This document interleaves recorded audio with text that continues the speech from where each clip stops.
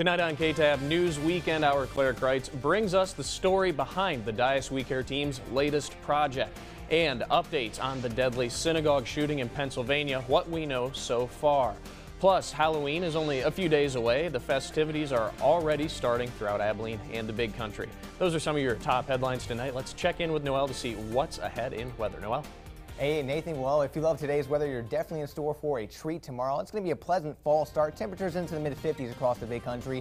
A few clouds throughout the afternoon, but if any at all, along with the light southwest breeze, and highs will be above average, but still great opportunity to get outdoors and enjoy the weather while it lasts. Now to look at your forecast first. KTAB News Weekend starts now. With coverage you can count on, this is KTAB News Weekend. Good evening, I'm Nathan Grieve. The Dyess We Care team stepping up to help one of their own after her husband was killed in a tragic accident. KTAB's Claire Kreitz has your top story tonight. Deputy came knocking at my door. And of course you imagine the worst. July 25th is a day Desiree Elledge will never forget. And then I asked him about my husband. And the deputy just looked at me. So I knew. Her husband, Tech Sergeant Justin Elledge, and youngest son got into a motorcycle accident. Her son survived, but her husband did not. Got my days, good and bad. Now at 8 months pregnant, I gotta stay strong, because that's what he wants. Desiree and her soon-to-be 4 kids are moving back to the place she and Justin first called home. This is the first home we bought together, and we had so many plans for it, and I feel like he's still with me being here. But with work to be done on the house and a baby on the way, there's a lot she shouldn't do, so we're going to do it since he can't anymore. The Dyess We Care team is stepping up.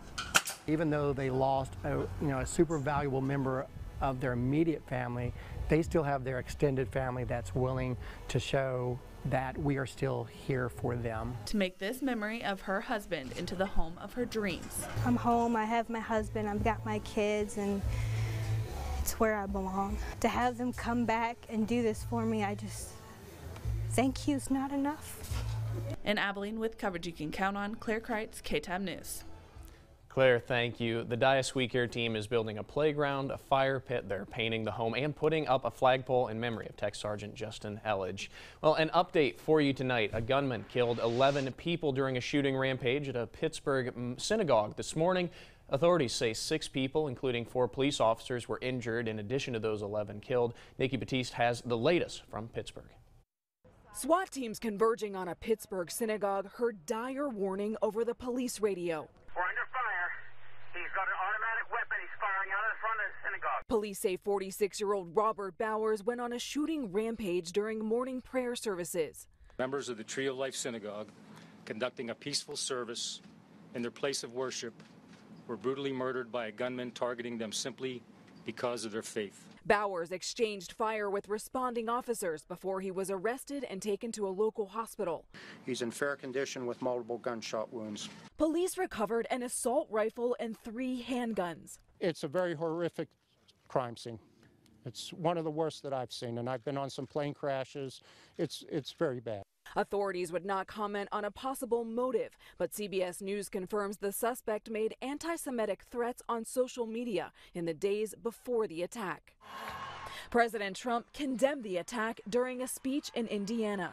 This wicked act of mass murder is pure evil, hard to believe. Earlier, the president suggested an armed guard may have prevented the massacre.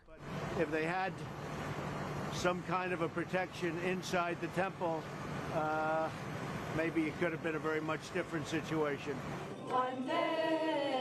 Not far from the shooting, community members gathered Saturday night to honor the victims.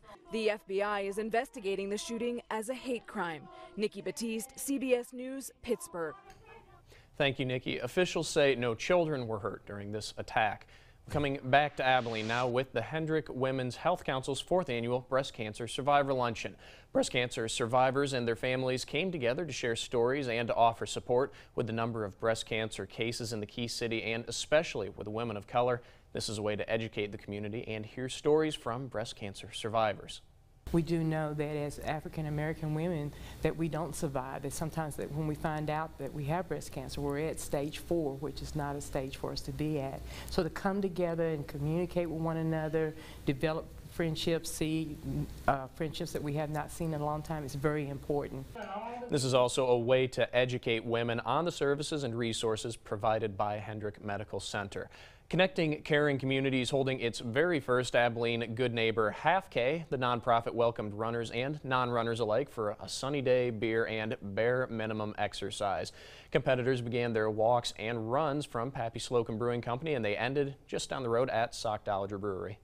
This is not your normal marathon. This is the race for the rest of us, Terry calls it. So you don't have to be an athlete. You just have to be upright. You can be walked, you can be carried, you can crawl.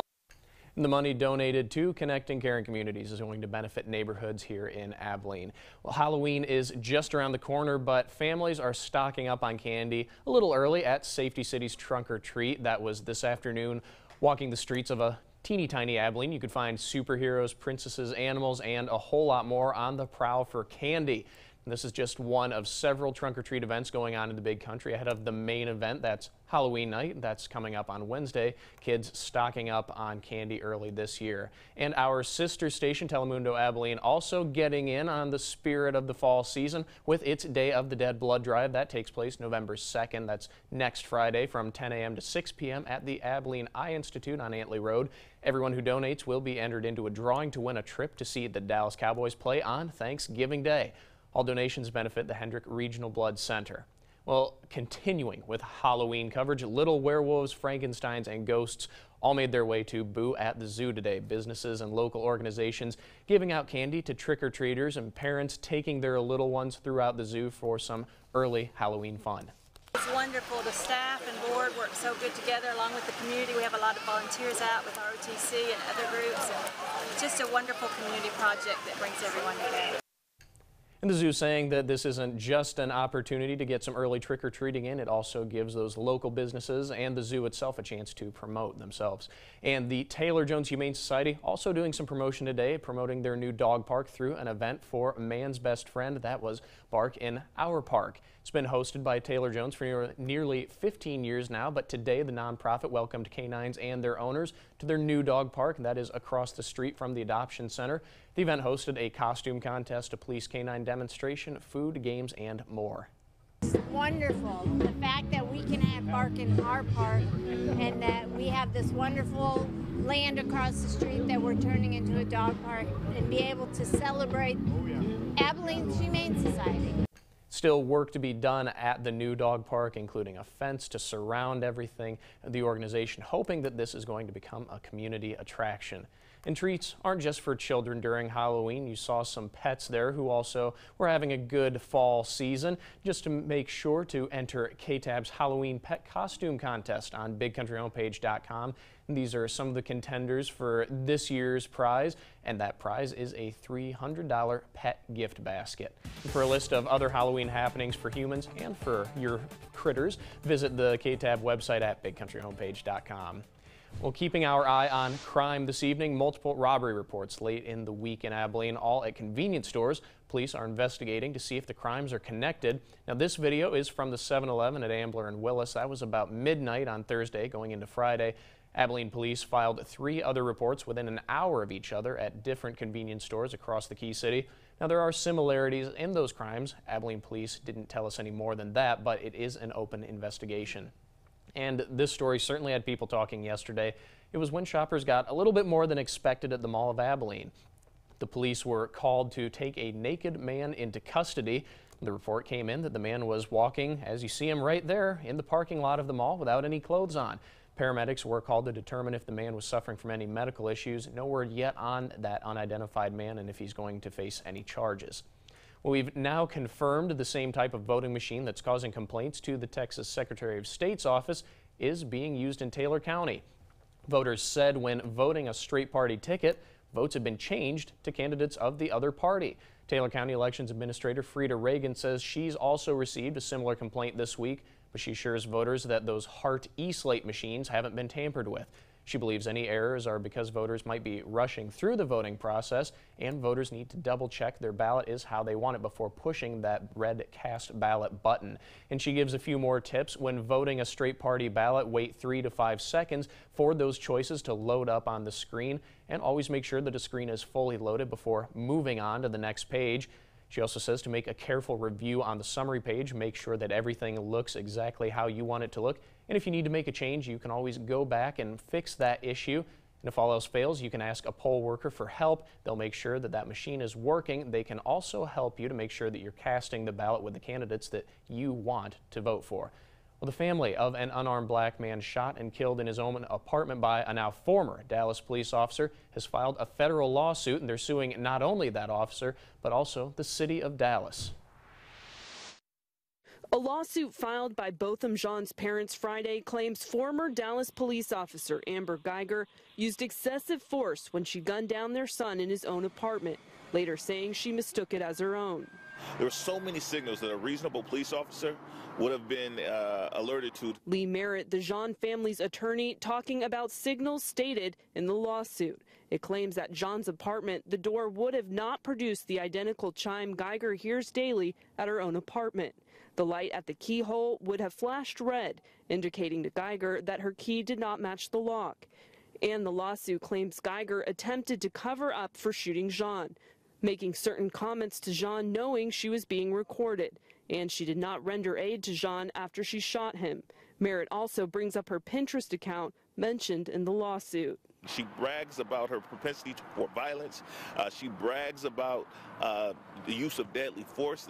In doing so, she violated departmental procedures. Jean's parents are also suing policymakers. The mayor, the city council, the police chief, who are responsible for training those officers and who are responsible for disciplining them when they're engaged in misconduct.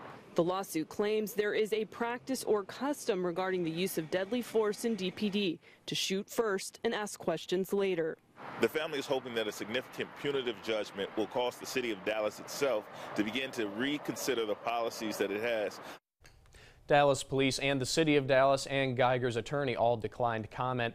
Geiger's charged with manslaughter in that shooting. And in Austin, 2 people were seriously hurt when a house exploded today. Authorities say a man in his 50s and a woman in her 40s were both taken to a San Antonio hospital for treatment of serious burns. The cause of that blast remains under investigation. Officials say the house has been completely leveled. While a neighboring home suffered some significant damage on its own, other nearby houses were also reporting that they had broken windows from that blast. When KTAB News Weekend continues, how one girl is getting a very unique Halloween costume, and Noel has a look at our unique Halloween forecast. Noel? Hey Nathan, well today was a gorgeous day, although a tad warm. We're going to hold on to those pleasant fall conditions for the next few days and into the work week. We're also going to see the cold front arriving by the midweek.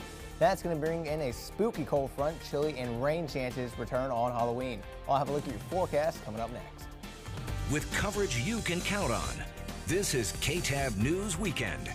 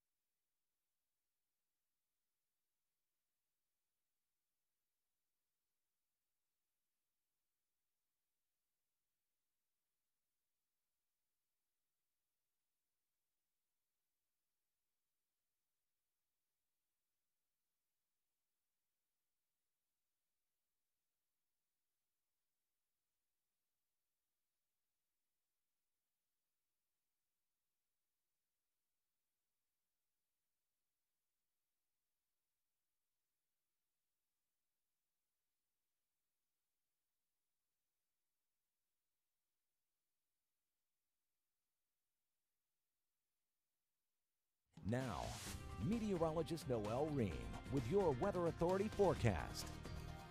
Welcome back. Well, on this pleasant afternoon, I got the chance to meet Batman and a few of his friends. This was at Safety City, a nice trick-or-treat occurring there, and many kiddos got a lot of candy, and I saw a few bags that had about this much candy in it, so it's going to be a long night for many of those parents heading into your early Sunday morning. Texas Satellite and Radar not showing much going on across the entire Lone Star State. The reason for that is we have the high pressure into the western part of the Gulf of Mexico, still giving us those clear conditions as we head into the late evening and into those overnight hours. And even MaxLive Radar not showing anything going on in terms of cloud cover or rain chances, and we're going to hold on to those clear conditions and those light winds as we head into the overnight hours. Right now sitting at a mild 64 degrees for this time of year. Also noticing 75% humidity, so those humidity levels are coming up from what we had earlier this evening. South winds coming in relatively light at 6 miles per hour, but not a bad night after all. Saturday night, this is a great opportunity to get outdoors, having those Saturday night jogs, maybe a late walk in the park. 64 degrees for Breckenridge,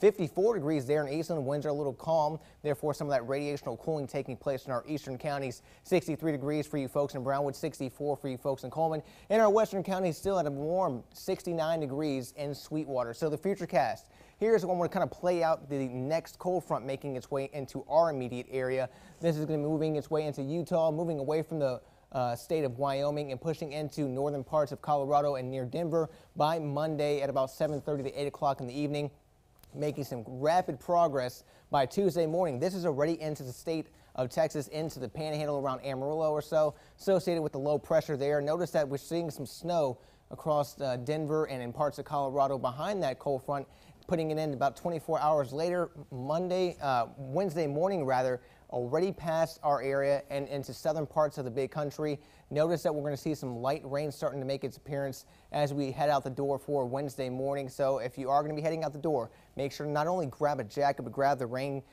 gear as well. As we head into Wednesday afternoon, a blanket of showers will continue to make its way across the big country and the heartland, and that's going to stay there for around trick-or-treating time, so just keep that in mind. You might need some rain gear and a costume as you make your way out the door for Wednesday. Now, Sunday and Monday, talking plenty of sunshine. Cold front will make its way through. This is going to be a spooky cold front, folks. We're talking heading into Halloween, dropping our temperatures about 15 degrees, a 40% chance for showers throughout the afternoon and early evening. And this is going to bring us back into the lower 60s behind that front and keep us into those low 60s as we head into the late part of the work week. And it's not usual.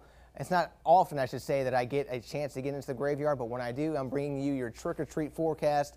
At 7 o'clock, we're expected to see those temperatures dip back down into the upper 50s, but keep in mind, there's going to be a 40% chance of showers, so if you are a mummy, make sure you might have to wrap yourself up just a few more times to keep on the warm side. For tonight, clear skies and cool. Temperatures back into those mid-50s. Southwest winds relatively light at about 5 to 10 miles per hour. As we head into tomorrow, once again, lots of sunshine. It'll be hard to find any clouds in the sky, and if you do, let me know. I would like to know that for sure. Get outdoors and enjoy the weather while it lasts. 83 degrees for the afternoon high. Heading into Brownwood in the heartland tonight, light winds and those clear skies will allow some of that radiational cooling to take place as we talked about before, and that will allow temperatures to get back down into the lower 50s. Heading into tomorrow, minimal cloud cover, but also seeing those temperatures warm back up, almost a repeat of what we saw today, about 84 to 85 degrees, holding on to a light, nice southwesterly breeze. And here's what we got for the next several days. 83 degrees and a picture perfect afternoon for tomorrow. May be a little bit even better on Monday. Lots of sunshine there. Tuesday, a little bit more cloud cover making its appearance as that cold front gets back into parts of Lone Star State, and it will get into our area, I want to say late Tuesday evening, Wednesday morning, and that's going to be a spooky cold front to kick off Halloween, knocking us down about 15 degrees and bringing us a good chance for showers. And then that cold air behind that cold front is going to stick around for a little bit, back into the lower 60s Thursday and Friday, and it's going to be shaping up to be another beautiful Saturday next week. Oh, Noel, I loved that that Halloween graphic, the graveyard. That was a lot of fun. That's right. I'd love to see that every day. I always want to know. That looks great. Well, you might not have considered today to be a cold day, and it certainly wasn't, but as you saw on our 5-day looking ahead there, cold weather is certainly on the way. And you're absolutely right, Nathan. Here at KTAB, we're once again working to help keep people warm with our Jackets for Joy initiative. Now collecting new and gently used jackets or coats. We're working with A-Town Cleaners again Donations can be left at any A-Town Cleaners location. And also at Ashley's Home Store and 109 Design in the 300 block of East South 11th Street. The donations are going to be given to several nonprofit organizations who serve in the Big Country. Still to come on KTAB News Weekend, a touching birthday surprise for an elementary school custodian. And the Hardin-Simmons Cowboys come away with a big road win today against Southwestern. Mary Margaret has all those highlights from Georgetown coming up later in sports.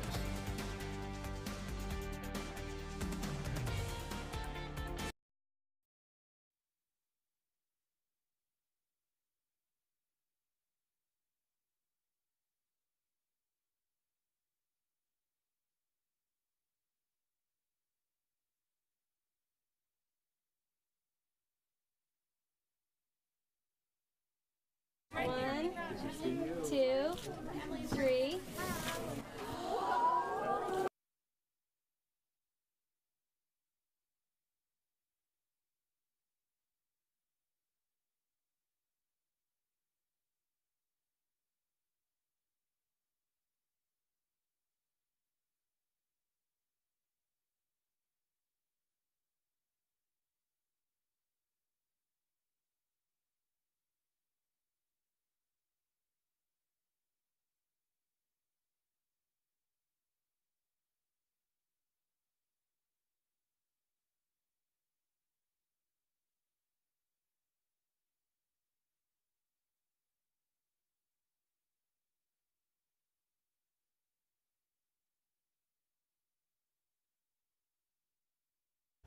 One, two, three, four, five, six, seven, eight, nine.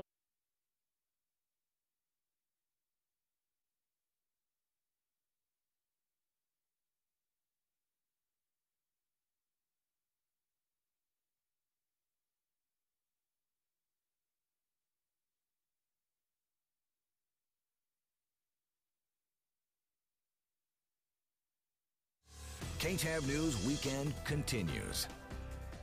A nonprofit based in Oregon is helping a young girl in New Hampshire. She's got a terminal illness, but they're helping her to have a magical Halloween. This girl's wheelchair is being transformed into a costume. One, two, three. This pink Minnie Mouse magic wheelchair almost as bright as the smile on Riley Markey's face at the reveal in Derry. She's got her own car now. Thanks to an Oregon-based nonprofit started by a dad who has children who use wheelchairs. His idea spreading with volunteer builders across the country like Bonnie Regan. 2 months of just working really hard, knowing that that's the outcome. Over those 2 months, Bonnie used insulation foam and other materials to transform the chair into this. Welcome smiles for Riley, who has been through a lot in her young life. Riley has a terminal illness called Lee's disease. It's a neurological disease. Diagnosed when she was 13 months old, Riley, now 5, has surpassed the odds. We could be going through the worst things with our jobs and our home and everything, but she's going through the worst thing and she could still have a smile on her face. And not only does Riley get this very special chair from Magic Wheelchair, but her friend Silas will also be getting his very own on Saturday. Over like a week's worth of time, we asked him every day which costume he wanted to be, and he ended up picking Max from Where the Wild Things Are. Both kids will be trick-or-treating in style. That's awesome because it doesn't make the wheelchair like a tool. It's actually something that's kind of fun for her to do.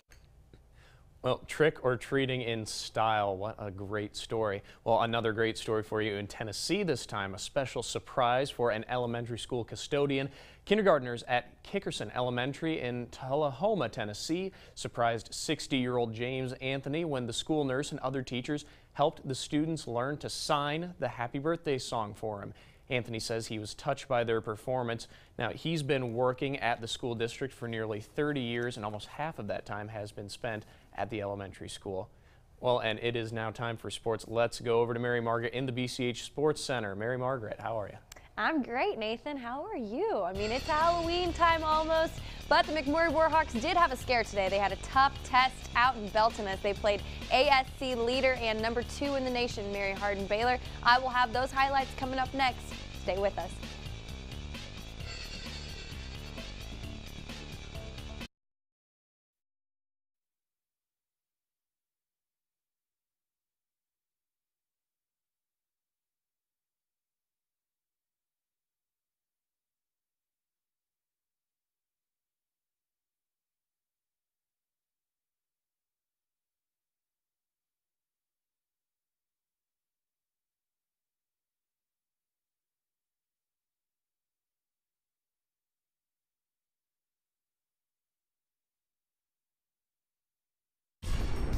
This is Big Country Home.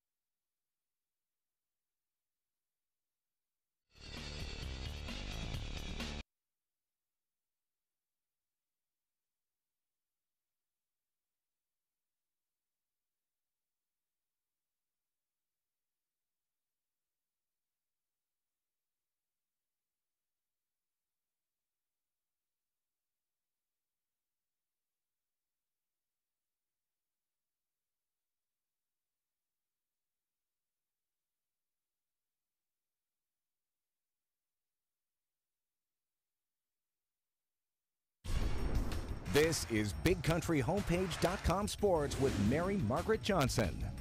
Well, tonight we start with college football. Both of our Division III schools hit the road today. The Hardin-Simmons Cowboys down in Georgetown, taking on the Pirates of Southwestern this afternoon. Let's get to the action. The Cowboys striking first. Ty Hooper hits Reese Childress in stride for the first touchdown of the game. Hardin-Simmons leads it 7-0 early on. Hardin-Simmons up by 7 later. Hooper has all the time in the world. You could take a nap back there in the backfield. He scrambles, chucks it up.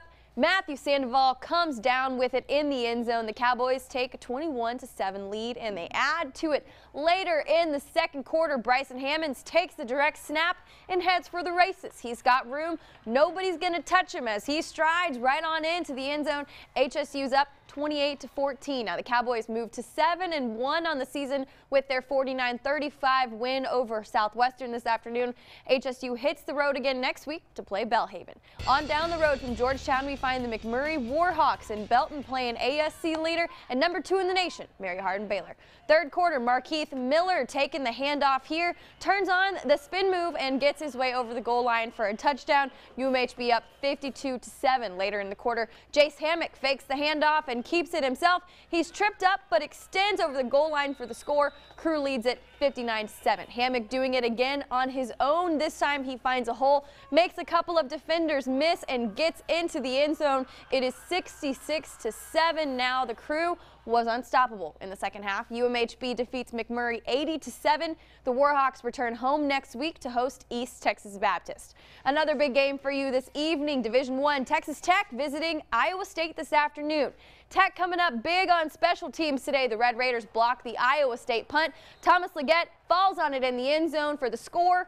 7-0 Tech. On to the third we go. Freshman quarterback Alan Bowman snags the high snap, but his pass is picked off by Marcel Spears Jr.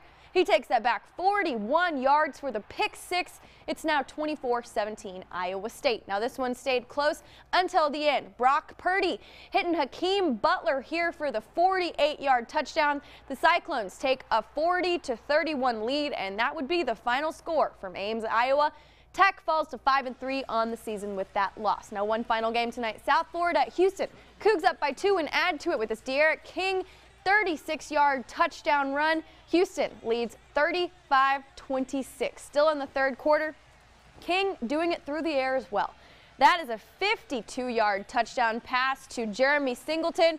The Cougs take a 43-29 lead now. Fourth quarter now. Mulbacar is going to take the handoff here. He gets right on into the end zone, goes untouched for another Houston score. It's now 50-36 H-Town. Houston completes the upset to hand South Florida their first loss of the season. I know that hurt Noel a little bit. That is his team. That is all the time that I have for sports, though. College football is the best time of the year, let me just tell you guys. KTAB News Weekend will continue after the break. Noel has one final look at our forecast. Stay with us.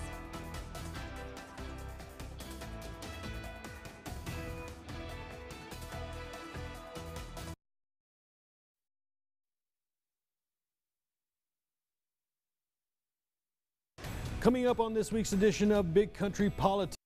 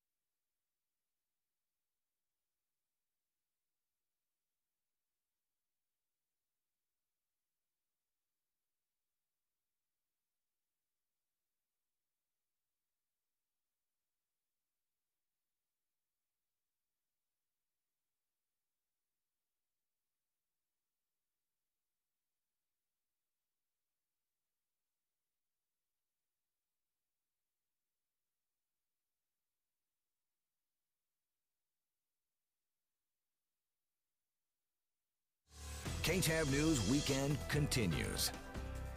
Well, I asked Noel. I liked that Halloween forecast. He brought it back. We're going to look at it one more time. Noel? That's right, and let's take a look here. This is going to be due to a spooky cold front, a trick-or-treat forecast showing about 58 degrees. When you make your way out the door in those nice costumes, a 40% chance for showers. Now, to continue this forecast for the next several days, before we hit that cold front, we're going to see a beautiful afternoon Sunday and Monday, lots of sunshine. That cold front's going to knock us down about 15 degrees, 40% chance for showers. That's why it's going to be a spooky one. And then holding on to those cool and chilly conditions to end the work week, and a pleasant Saturday once again for next week. I just can't get enough of that graphic, and surprise, Noel says he's working on another one for tomorrow. That's So right. we're going to get a different Halloween forecast. I love it. Trick or treat. Yeah. Well, let's take a quick glance ahead at tomorrow morning's Big Country Politics with Victor. Coming up on this week's edition of Big Country Politics, a record turnout at the polls for early voting, and political tensions are rising across the nation.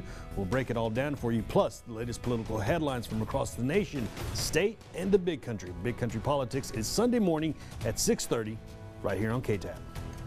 All right, Victor, thank you so much. We'll see you tomorrow. And that does it for tonight's show. Thanks for joining us. And we'll see you here for tomorrow on KTAB News Weekend. Have a wonderful night. Good night, and be careful out there.